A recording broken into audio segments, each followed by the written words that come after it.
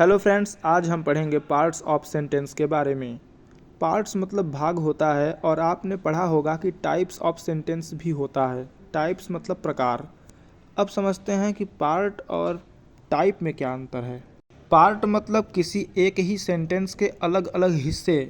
जैसे पहले सेंटेंस को देखें तो माई डॉग बार्क्स लाउडली, इसमें माई डॉग सब्जेक्ट है और बार्क्स लाउडली ये प्रेडिकेट है। तो ये अलग अलग पार्ट से मिलकर ये सेंटेंस बना है, अतः हम समझ सकते हैं कि सेंटेंस के पार्ट किसे कहते हैं। दूसरे सेंटेंस में भी आइए देखते हैं। सी इज़ रीडिंग ए बुक, इसमें सी सब्जेक्ट है और is reading a book predicate है। इसी तरह तीसरे वाक्य में भी वी सब्जेक्ट है और will bake a cake for the party ये प्रेडिकेट है। जितना रेड कलर से अंडरलाइंड है वो प्रेडिकेट है। अभी तक हमने देखा कि जब एक ही सेंटेंस के अलग अलग हिस्से को हम जब जानते हैं तो उसे कहते हैं पार्ट्स ऑफ सेंटेंस। लेकिन अगर हम अलग अलग तरीके के सेंटेंस को लिखते हैं, जैसे assertive sentence, interrogative sentence, imperative sentence, optative sentence, exclamatory sentence, तो ये है सेंटेंस के टाइप कि हमने सेंटेंस को किस तरीके से लिखा। हमने किसी सेंटेंस को ऐसे लिख दिया कि उसमें प्रश्न पूछा जा रहा है, किसी को हमने ऐसे लिख दिया कि उसमें आज्ञा दिया जा रहा है, किसी में आश्चर्य दिखाया जा रहा है, किसी में आशीर्वाद या इच्छा दिखाई जा रही है, किसी में साधारण वाक्य दिखाए जा रहे हैं। आपको बता दें कि किसी भी सेंटेंस के दो पार्ट होते हैं, एक तो सब्जेक्ट और दूसरा है प्रेडिकेट। तो आइए जानते हैं कि सब्जेक्ट कैसे पहचानेंगे और प्रेडिकेट कैसे पहचानेंगे। सब्जेक्ट उसे कहते हैं जिसके बारे में सेंटेंस में बात की जा रही हो।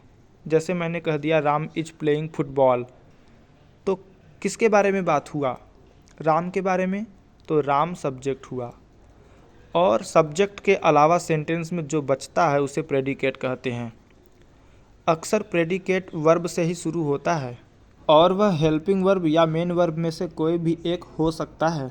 यह कंठस्थ कर लीजिए कि सब्जेक्ट जो होगा वह प्रेडिकेट के पहले ही आया रहेगा, मतलब हेल्पिंग वर्ब या मेन वर्ब के पहले ही आया रहेगा। इन वाक्यों में अंडरलाइन किए हुए वर्ड्स प्रेडिकेट हैं।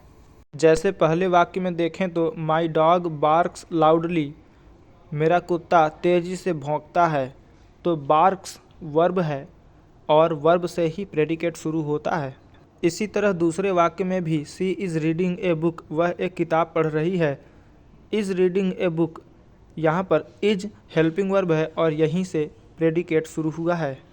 तीसरे वाक्य में भी विल से शुरू हुआ है, इसलिए हम समझ सकते हैं कि प्रेडिकेट हमेशा हेल्पिंग वर्ब या मेन वर्ब से शुरू होता है।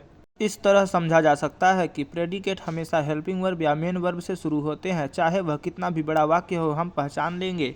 और प्रेडिकेट के पहले जितने भी शब्द होते हैं वे सारे सब्जेक्ट कहे जाते हैं। अक्सर सब्जेक्ट हमेशा वाक्य के शुरू में ही आते हैं और प्रेडिकेट बाद में, लेकिन कभी कभी ऐसा भी हो जाता है कि प्रेडिकेट पहले और सब्जेक्ट बाद में आता है। एग्जाम्पल देखें तो हियर कम्स द बस और sweet are the uses of adversity, इन दोनों वाक्यों में सब्जेक्ट बाद में है और अंडरलाइन किया गया है। वैसे सेंटेंस 5 प्रकार के होते हैं: assertive sentence, interrogative sentence, imperative sentence, optative sentence और एक्सक्लेमेटरी सेंटेंस। इनमें से जो इम्परेटिव सेंटेंस होता है उसका सब्जेक्ट हमेशा छिपा रहता है और इसका केवल प्रेडिकेट ही दिखाई देता है। छिपा हुआ सब्जेक्ट यू होता है जो अंडरस्टूड होता है, मतलब उसे लिखा नहीं जाता लेकिन फिर भी लोग उसे समझ जाते हैं कि यहाँ पर यू है। इम्परेटिव सेंटेंस को हिंदी में आज्ञा सूचक वाक्य कहते हैं और इसे पहचानने के तरीके ये हैं कि वाक्य के शुरू में वर्ब का first form, do not plus verb का first form, let, let us, please, kindly, always, never आदि शब्द आते हैं। ये सेंटेंसेस आपके होमवर्क के लिए हैं। आपको इसमें सब्जेक्ट और प्रेडिकेट वाला पार्ट ढूंढना है। आपको जो न समझ में आए वो कमेंट बॉक्स में अवश्य पूछें। इंग्लिश को रोचक तरीके से सीखने के लिए हमारे साथ जुड़े रहें। जय हिंद।